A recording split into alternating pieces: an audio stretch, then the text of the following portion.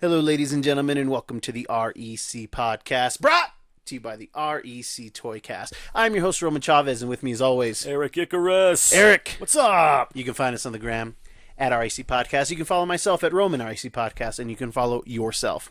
Gulag_J_Wilden. How's it going, buddy? Pretty good, man. How are you? Dude, Yeah, exhausted? Yeah, I'm exhausted.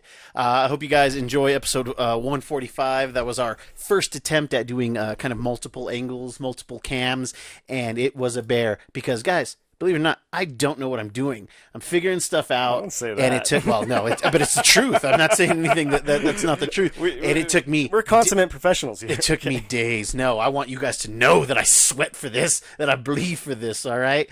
But I hope you guys like it. Let us know in the comments what you thought, and we're going to try some different stuff with this one. We want to put together a good product for you guys, something that you guys can see that I'm looking at you, all right? And we want to give you something that looks clean, that is fun, and that hopefully we have a good time. I want it to look dirty. Well, This is the dirty key. This is the dirty. Oh God. Yeah. All right. Well, we'll put some grease on that one. Or don't get any on you, Eric. Don't get any on you. Oh man. I had a fun dream the other night. It's just story time. Yeah, man. Oh wow, Dude, I love your dreams. I've you just got been vivid having dreams, my man. Well, it's only been recently. Yes. Like it's been years since I dreamed it, and they're not really coherent dreams as much anymore. But you'll get a kick out of this because it does play into something that we've talked about. So our favorite show of the quarantine, Rapunzel's Tangled Adventures. Yes. My daughter and I are watching it again because it's awesome. Yes. But there's the two characters in there, the Rapunzel and then her nemesis friend Cassandra. They are the sun drop and the Moonstone. And I had this crazy gender bent dream the other day of that I was the Rapunzel character, Sure. and that you were the Moonstone character. But like I had a long gold beard. So like in the cartoon, like she like uses it to like lasso things. Yeah. But then, we had been watching Avatar: The Last Airbender, so my costume design was very much her color scheme, the pinks and the purples, but then it also had a very Asian tone to it. Sure. And like I said, it was more images than a story in my head dream-wise. Right. But it was super funny. I wish I could draw because the image I have in my head is really cool. Can we get a sketch artist in I here? know. We need to get somebody in here. You as the Moonstone, me as the sun drop, and it would be so funny. It would be so funny. That's amazing. Oh my god! I was telling. Did we go on adventures? No, like I said, it was mostly. We were definitely fighting, but Oh, it was cool. more. It was more just like flashes. Yeah. Okay. But yeah, I had to say that while I still had it fresh in my head after my my hours and hours of editing video. Anything going on with you, my friend? Oh no. No, Not nothing like is that. vivid. Nothing like that. That's one of the things that I really enjoy about having children, and something that comics has really helped me with is like keeping my imagination. I feel like a lot of people, especially like when you look at like our dads, Sure. like my dad's creative in a lot of ways, but he definitely, I don't think he has like that spark of imagination, and I think doing something kiddie really does do that. And I think that when my dad used to do stuff with his music more, he still had that, but when you stop doing that, when you get lazy with that stuff, Right. you really, I think you start to lose that connection to your imagination. Absolutely. And just think about all the serious adults, even the serious friends that we have, where it's like, man, like you used to be like really fun, and you just like you let the world make you hard. Absolutely. And You need to find a balance. and whether it's making puzzles or building ships in a bottle or anything. Even my pop still draws. Exactly. He still does staging with models. He's still pretty into it. Exactly. You know? Like I think I think you need that like outlet. Yeah. It's funny because I always attribute the movie E.T. to that. The movie E.T. is about your childhood. E.T. represents your childhood innocence and imagination. Okay. Even when, because you have to let your childhood go eventually, but it'll always keep it here. Yeah. Always keep it here. That's what I took from E.T. anyway. I think you took the right. I'll always be right there, and then we go. Ouch! Do it. Ouch. Yeah, I don't think that's how they did it in the movie. Did they touch? I may touch things. I may have other memories coming back. That isn't a dream. No. It's a nightmare. Oh gosh. But yeah, I think that's something good to. Especially, I think the podcast helps us. Oh yeah. I still do the music thing, and I'm working on stuff for this playing. Totally. You're doing the editing. Totally. You birth this. Hey man, I'm trying my best. I'm trying to let me put my podcast in you. Okay. That was good. Was that yours? Yeah. That was yours? That was awesome. My favorite movie is Blades of Glory. If you guys don't know what we're talking about, check us out on Instagram at RAC Podcast for some little meme action. A lot of memes going up. Yes. One of the movies that I was worried about being pushed out of this year was Mulan. They kept moving. It was supposed to come out in March, literally like in the heart of the beginning of the pandemic. I think it was like March 23rd or something like that. It was in March, and we were very excited about that movie. I'm so stoked about it. And then it kept getting moved with everything, and a lot of stuff had been pushed into next year or just going straight on demand. And there was a report earlier today saying that Mulan was going to go Disney Plus. And I was like, dang it, man. Just wait. It's going to make all the money you want it to. Yeah. What are you guys worried about? Because if you put it on Disney Plus, like we've already paid for Disney Plus, I don't know you're going to get that many people. Or I think they might do. I can honestly see them releasing this on Disney Plus, but I can see them doing that, and then when this whole blows over, they're going to put it in theaters. Granted, it's not going to recoup the money they want, but people will go watch it in the theater after watching it on streaming. The next year or so of film is going to be it's going to be interesting times. It's very strange. But then a later report was saying that it was going to go video on demand, which then puts it at like a $30 rental. Wow. So I think that's still... I think that's what's going to happen. And I think that leaves more room for your limited theatrical release. Because there's still very few theaters in the grand scheme of things running right now. Right. Some theater chains are opening slowly but surely. One of our local theaters theater opened in town this past weekend. Did good business, and we'll see if more follow suit. I believe that they will, but how long can library content hold people? I just don't know. Not very long, but I think right now everybody just itching to go see a movie. Yeah. I'm booking. I'm itching for popcorn tickets right now. I'm itching for popcorn. Yeah, heck yeah, dude. I love popcorn. I eat popcorn almost every day. I make it several different ways. He does. But there's very few things as like honestly like a visceral memory of just like smelling movie theater popcorn. Yeah, and even the burnt one. Oh, yeah. The burnt popcorn's like that has I have a memory tied to that. Yeah. Seriously. Some people like stinky cheese, and that happens. Okay. So we'll see. Right now they're saying Mulan, I believe it's September 23rd or 21st is what they're saying. Tenet seems to be holding true. It's going to be August. I believe it's the 21st of this month. Okay. WB seems to be like, hey, we're going to release this movie. It feels like it's more Nolan than anything. Yeah. There's no way you're going to put a Nolan movie on VOD. It's tough. Not happening. It's tough. He's not going to stand for it. The money that guy puts into every shot. I mean, he gets IMAX cameras for just a portion of his movies, and I heard that's expensive. Oh, it's crazy expensive. And then he tries to make theaters like, oh, hey. Convert to IMAX, have right? this film. And it's he wants to go straight to film. Oh yeah. Like he released special cuts. I don't know how many, but of Dunkirk that were in IMAX film. Yeah. So like the IMAX digital projectors, if you didn't have it, you couldn't play his specific one. Oh, yeah. I mean, I respect it on some level, but come on, it works for some things, and then on other things, it's just a waste of time. It is. So, but yeah, so that's still holding true. I think that more, we have the Wonder Womans and the and that whole Black Widows still, or is that indefinitely still? I believe all of those big movies have been indefinite, but I think. And definitely just paused. Yes, so that they can just release it whenever. No, I think that's better because you're right. There are some people that have release dates for next year. Like I believe it's one of the that like Fast 9 or whatever, or Fast 10, whatever it was going to be. Yeah. I think it has a release date in 2021. Okay. And I think so many. It wouldn't shock me if so many movies pushed into 2021 that like the ones who are like, oh, we're just going to be indefinite are just like, hey, we're going to own the Christmas of 2020. So 2020. Not going to be a good year for the film industry. Next year, depending on certain things, I could see it being probably one of the biggest years for film because we're going to get so many. Let's get wild. Let's get wild. Let's push Black Widow. Okay. To next Christmas.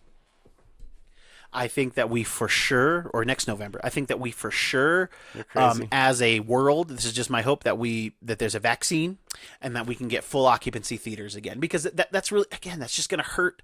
It's going to put such a negative thing on Wonder Woman and Black Widow, and like, oh, these movies didn't perform. And yes, people will be like, well, obviously it was during Corona, but why not give them the chance that they need? And it feels like Marvel's a little not shaky, but I think our perception is that they're a little shaky now. Sure. And it's just like, if we move everything, just like, again, Endgame was such a big deal. It was such a big deal. Oh, it was an event. And Come on now. Yeah. You know, let's let that scab heal, and then let's start putting in the dull blade on the skin and start driving in through phase 4. You know what I mean?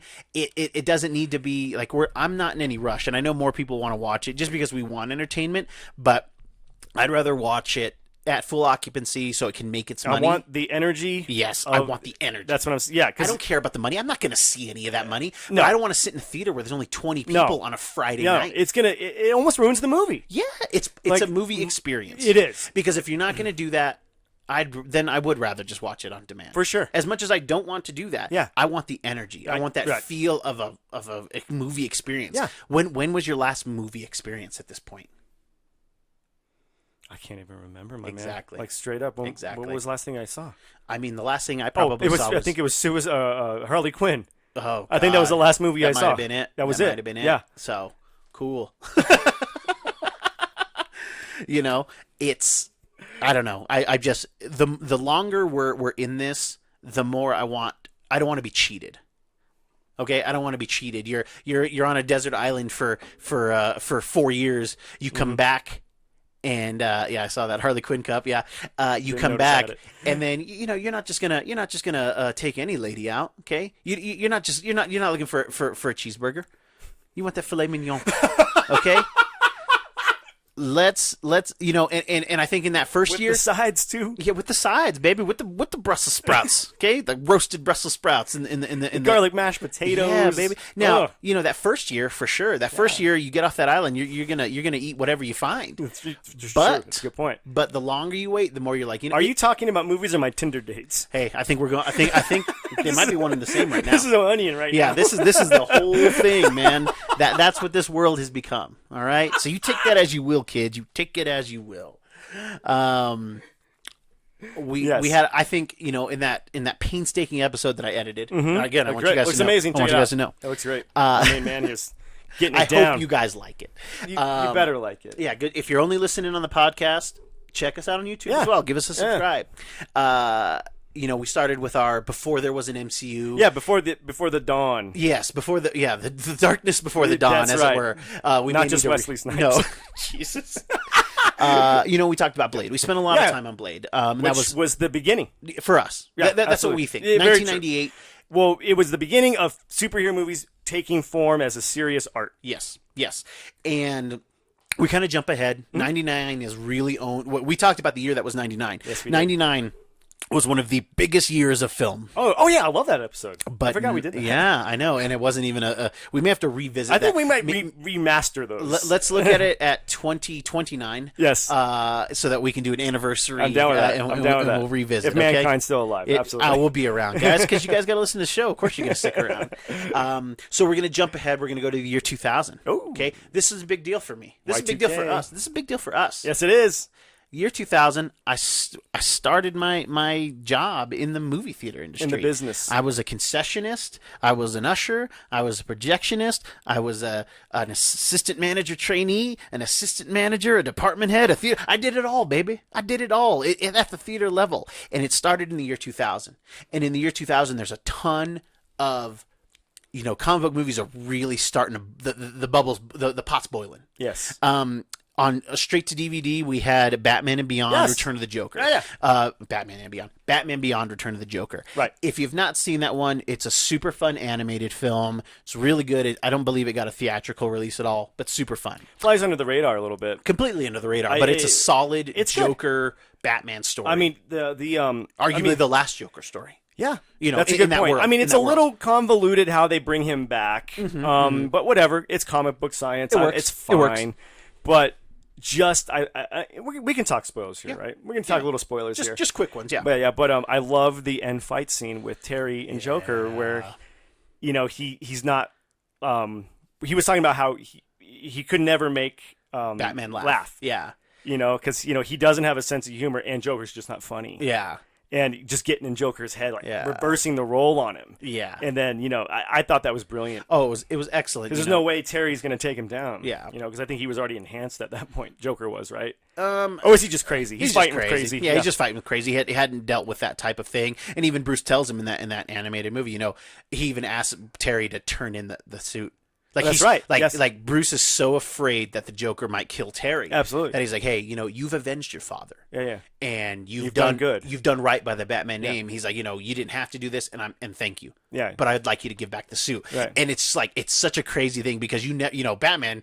In the cartoon, he's ready to fight people if they get in the house. He's an old man. Oh yeah. But yeah, it was a great thing. It was great for the Batman mythos. It was awesome to have Kevin Conroy and Mark Hamill just reprise and do what they do. Yeah. And it's excellent. And if you're a Batman fan and you want something a little different, check out Batman Beyond the show and check out the film there because it's really good. Oh, it's amazing. We'll talk real quick. Another great part was the opening. Oh yeah, with Robin, disturbing, straight up disturbing. Yeah, it's gut wrenching. Yeah, it's gut wrenching. But check it out, it's great, it's solid. Totally, it's no Mask Phantasm. No, but nothing ever will be. Yeah, it's up there though. It's cool. True. It's a good animated film. Very much so. And our episode 150 giveaway, we are giving away the full run of With a Vengeance from Superman Batman, which is the first appearance of Batman Beyond in comic book continuity. Great Ed McGuinness art. It's excellent. Wait, okay, so Ed McGuinness draws Terry McGinnis. Yeah. Yeah, it's There's confusing. A joke there. Yeah, there is. And for brighter minds, minds. Oh, I got one. So here we go. I'll say it back.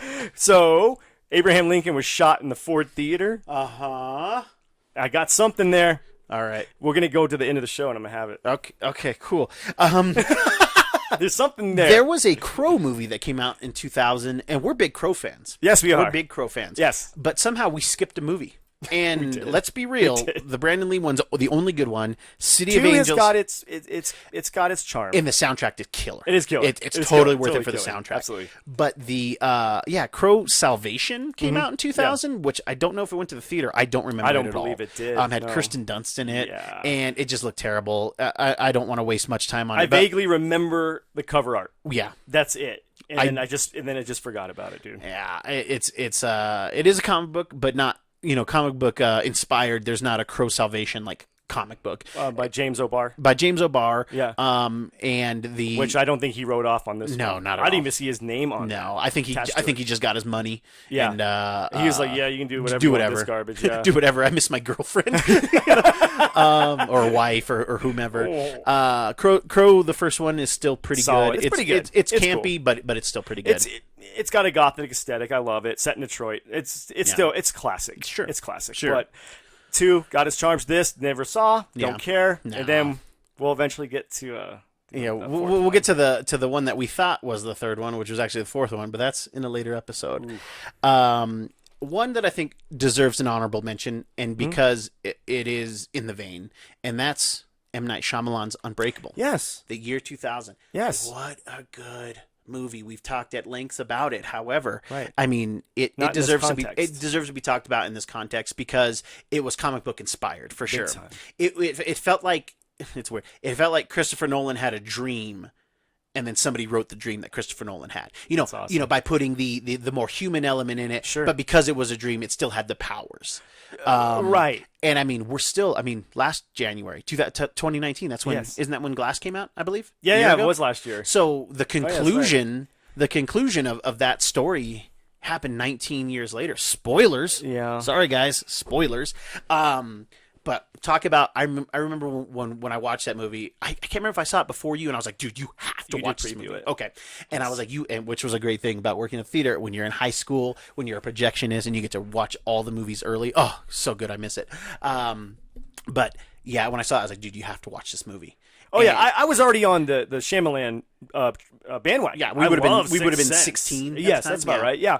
And I remember seeing the trailer for this and not completely understanding what the movie was about. It had the trailer was great.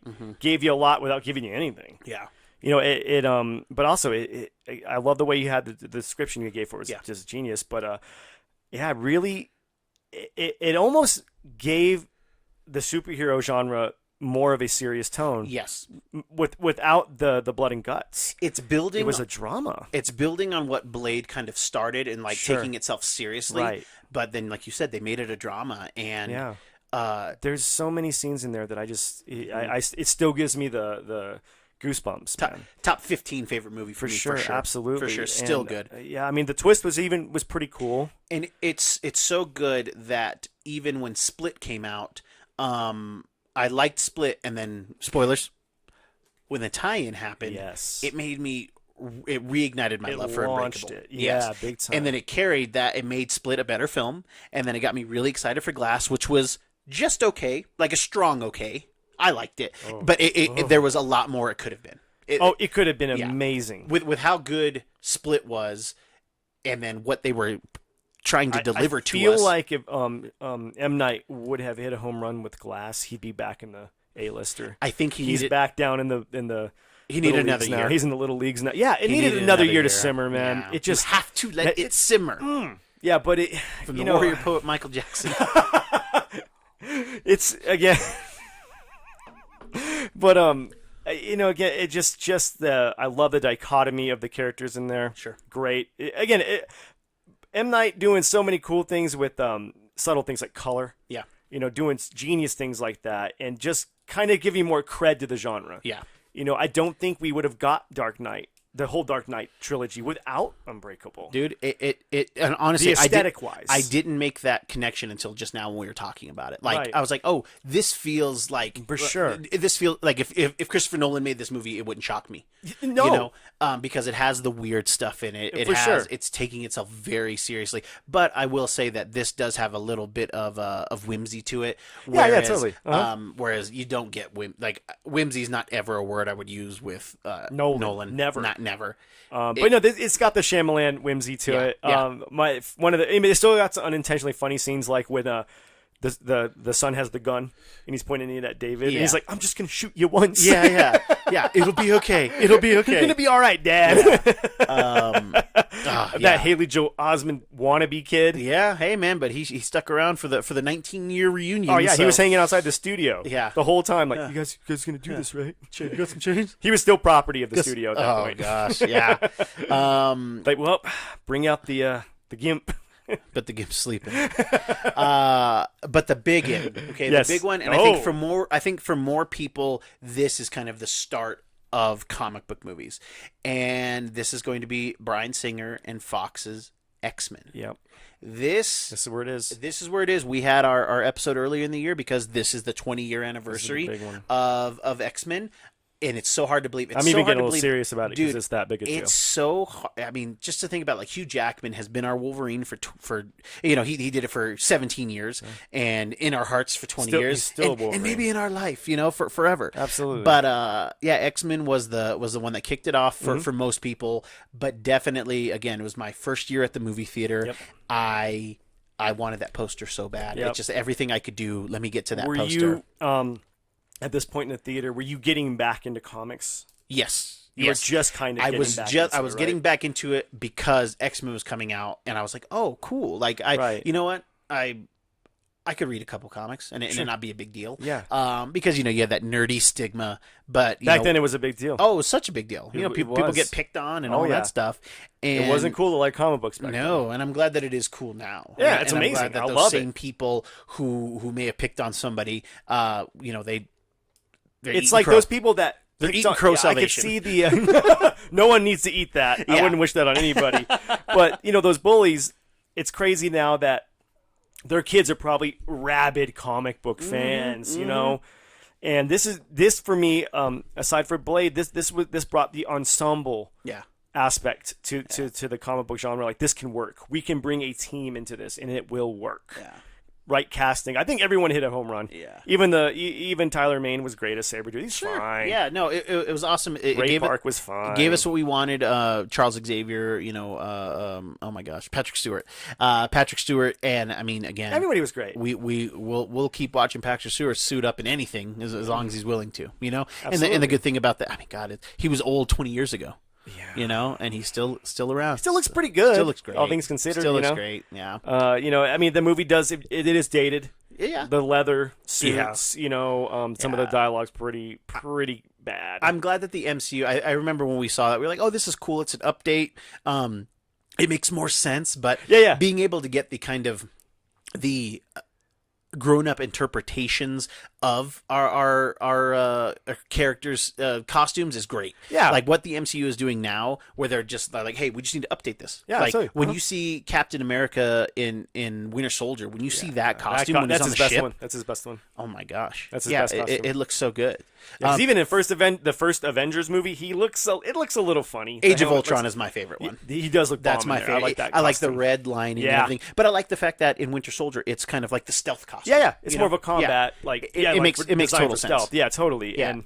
But it's funny because like our heroes are dressed up in fetish gear for X-Men, basically. You know. Yeah. I mean, Famke Jensen looking pretty good. Oh yeah. And Halle Berry is come on now. Yeah. Still looks great. Yeah, I'm bummed that her storm wasn't strong, but Yeah, I wish she had a bigger role because I just think I think she could do Storm justice, but given the time, it was such a Wolverine centric movie. you almost need an X-Men Origins Storm. I wanted you know. that. I think we got it. Storm and Cairo, Storm, with Shadow King, with the Shadow King, Amal Farouk for the ladies, for the uninitiated.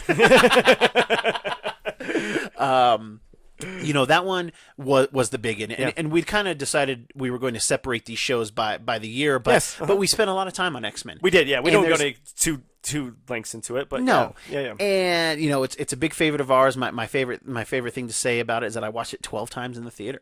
I watched it 12 That's times. right, you did. I spent that much time in there, but it was free for me, so it didn't really cost me anything to do it. And I took everybody I could. You know, I felt bad for my girlfriend at the time because she saw that movie way more than she wanted to. Do you want to tell about when you ditched school to buy the VHS? Yeah. When it came out on VHS on a Tuesday, I skipped school. I went and bought the VHS, and then I watched it at home. Yeah, it was a good day.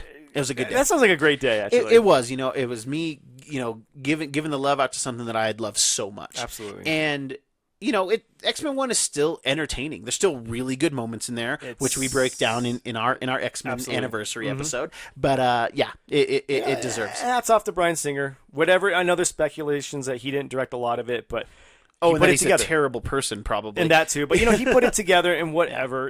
He is who he is, but... You need his name to get that movie out there. Right. You need his Because name. he's coming off At Pupil and Usual Suspects, of course. Of course. course. But, whatever he's done and did, I mean, at least he gave us one good thing. Yeah.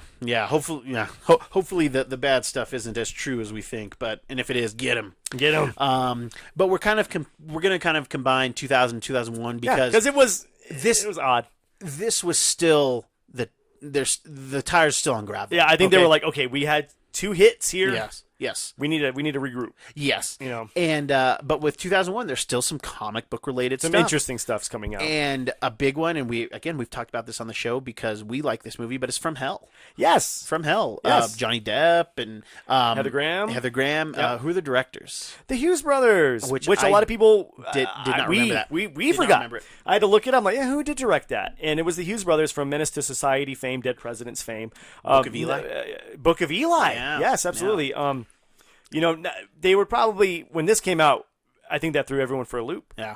Because I mean, the movies they had done previous to this were they're hood movies, quote unquote. That's what they're called, hood movies. But who it was Alan Moore? Alan Moore, based off of his graphic novel, and I enjoy the graphic novel quite a bit. But again, I like the movie. Yeah, the movie's solid. I like it. It's got the creeps. Yes, the jeeps.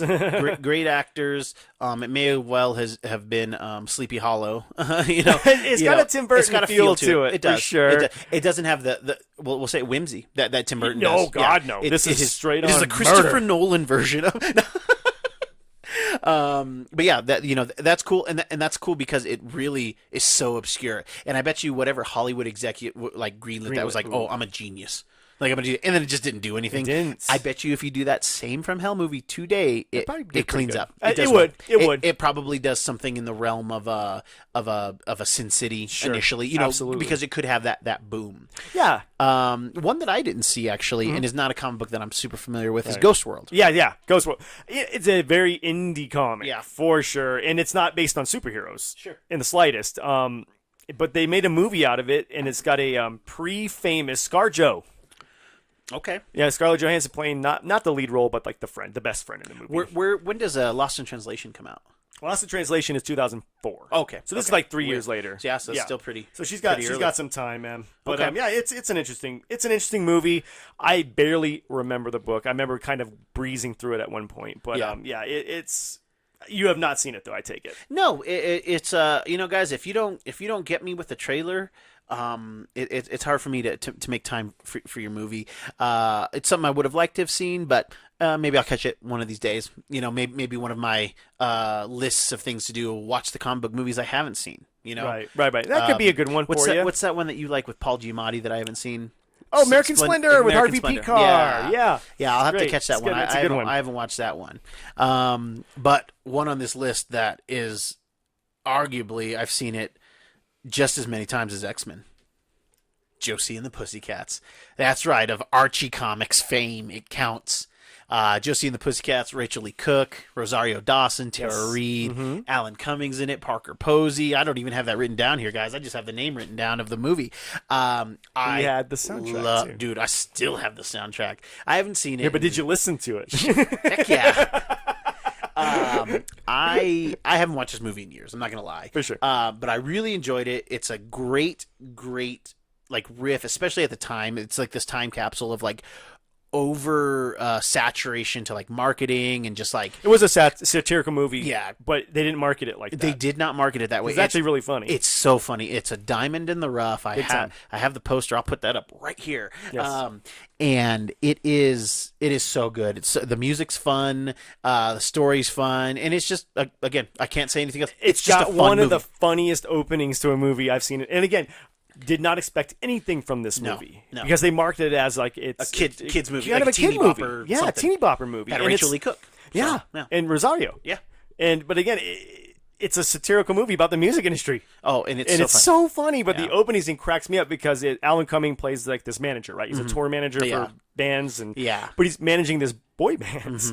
And I think Seth Green. Yeah. And then Dave's friend Breckenmeyer plays. Yeah, it's a bunch of like the people who were hot at the time in terms of like, people from like Can't Hardly Wait. Yeah. Just all of those like high school movies. Yeah. And that scene just cracks me up, just the arguments they're having. Yeah. I do this face. Yeah, you can't do my face. I do that face in pictures. But the funny and it was if you're a fan of music, like it really did play to that. Sense. It played to that. Like the just real quick, the whole thing is that they're using boy bands and like popular music to just market things. Like it's not about anything else. There's literally subliminal tracks in all of it. And it's like that Simpsons episode, Join the Navy. Yes, and one of the boy bands like they hear it and they're like tell their manager like, hey, I heard something weird. I was going through the tracks, and Alan Cummings like, oh, you know what? I'll ask about it. Let me call the record label. And he gets on there and he goes, hey, we need to take the Chevy to the levee. Which is I forgot about that. That line. From the day the music died, when the Big Bopper and Richie Valens, when they all died on that plane, like they're inferring that like they found out something about their music and their record label killed them, and that's hilarious. So like Alan, this is in the beginning. Joke, Alan Cumming kills the boy band. Yeah, kills the boy band because they found out one. Yeah, and that scene is hilarious because he crashes in that Metallica concert. Dude, it's so funny. Oh Thank my God, every night. I knew the words to Santa Man. Such a funny movie. Go check it out. watch Seriously, check it out. It's actually really funny. Do not let the name put you off. And it's silly. Don't get me wrong. It's silly. Was it really? It was comic book at one point. Was it a cartoon or comic book? Both. Both. Yeah. Archie, okay. Yeah, it's an Archie comic. Oh. And Josie, I believe Josie or Melody. One of them was actually a love interest for Archie. They would do a crossover, but it's from the Archie comic fame. The verse, the Archie verse. Yeah, the Archie verse. Yep, there is an Archie verse. Which the Punisher is a part of. And the Predator. There is Archie versus Predator. And it's super funny and super brutal. And then they do an adult version of the Archie books, a more mature version called Archie Undead. And it's super dark. It's zombies. It's great. What? Yeah, it's great. It's super dark. Sabrina the Teenage Witch is also in that. And there's oh my God. And then there's more of an adult version of that. They actually did a show on Netflix for Sabrina that was very, very adult themed, like really? Mature themed. Yeah, about like her becoming this like powerful witch and like, but just like not wanting to do what you have to do to be Right. you know, a Wiccan. You Sure, know, sure. there was Dude, I'm learning so much about the Archieverse. yeah. Hey man, when you know, guys, I put my toes in all the comics. I don't like them all. I don't read them A all. lot of fingers, a lot of pies. There's so many pies. It's So little fingers. I take my Chevy to the levee. And yeah, so go watch that one. It's funny. Super good. Totally worth it in the pantheon of obscure comic book movies. Yeah, for sure. totally. Fits totally. in the, You just schooled me. You learned me. Well, watch it again. You'll love it. And then an obscure one too. Another obscure one, and a Tim Burton related one. Monkey Bone. Oh my god! I believe it's just from I his. forgot all about that. I believe it's just from his production company. I don't think he actually did it, but it's from his production company. Chris Kattan, Brendan Fraser. Oh my gosh, I can't remember who else is in there. You haven't seen it? Dude, one time I watched it. it's One so time fun. with you. It's Yeah, so it was funny. It's underrated. Yeah, from what I can remember. I haven't seen it since 2001. Yeah. But I really enjoyed it. And it warrants another watch. It's something that I should watch again I'm soon. gonna have to give it another watch. Too. Yeah, let's try to watch. Again, obscure. That was a comic book movie. Yeah, I think it was based off a graphic novel. It's Okay. not something that I'm super familiar with. Sure. When I watched it, I enjoyed the Right. motif of it, about this whole, dying and trying to come back. Yeah, I love movies like that when yeah. done right. Yes. You know what I mean? Yes. Those movies can be. That was such an interesting take on it. 'Cause he Yes. was like an artist, Yes. correct? And he's like in purgatory with his drawings, basically. Yeah. Like, it's bananas, but it's super fun. Yeah, see what you did there? But it's super. Yeah, because Monkey Bone is like one of his illustrations. Yes. But it's a fun movie, worth a watch, and especially if you're a Tim Burton fan, and if you're not, I'm not. He's not. Yeah, it's in the vein. It's not a Tim Burton movie, but I believe his I think his stop motion company did some of the animation, very claymation moments. They tried to murder the claymation dude. The minister of Micronesia. Zoolander, guys, Zoolander. But that's our 2000s and our 2001s. Yeah, wrap up there, man. There was other comic book movies, but just very, very obscure. These ones were on our radar, stuff that we thought was interesting. And again, this is Blade is the kind of the spark, and then these are the embers that we're coaxing into. I would say then the XMen was like the gunpowder. Yeah, well Straight up. I'd argue that our next episode on this topic is going to be the gunpowder, because that's arguably the more successful. Oh, yeah. 2002 is a big year for comic book movies, but that is for another show. Oh, yeah. 2002. Yeah, Oh, you guys already know where it's going. I forgot about that, and, dude. And if you need help, I'll if you let need your help, boy. yeah. And that's our show, guys. That's our show. Yes. We did it. This has been a fun little series for us to look into. I've been, news is slow, so being able to go back and look back at these movies, I'm having a good time. And like I said, I want to rewatch some of these, especially Josie and the Pussycats. If you like what we're doing, please hit that subscribe button. Leave a comment and tell your friends. Let's get this thing caught up, guys. We've had a great week on the podcast in terms of downloads, but we really need to get some subscriptions up. And you guys are doing so much, but if you could help us out by just hitting that subscribe button, it's going to really benefit the show, and it's going to help us make better content for you. Don't forget about our giveaways. We have videos up on our channel talking about them. We're going to be doing a giveaway for our 150th episode and for our subscribers. Really good books, big books. Come check us out. Eric, do you have any final thoughts for us today? I don't, man. Yeah. Because I'm just stoked on the next episode, man. I Yeah. really am. All Just right. good year. I just remember good times.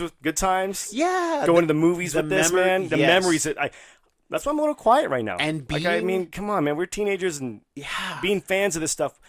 You got to understand, when we were kids, this was a niche thing. Oh, so niche. And then to just see your heroes up on the big screen, it's a big deal. Man. Super fun. And then seeing it with your besties, things you grew up playing and reading together, you know, and it's a big deal, man. Being a little it was kid, a big deal. Man. Being a little kid, then being able to drive yourself to the movies and watch your film, and then 20 years later being adults with big boy problems, big boy editing issues, big boy job problems, and then being able to talk about it. You know, that's super fun. It's super fun.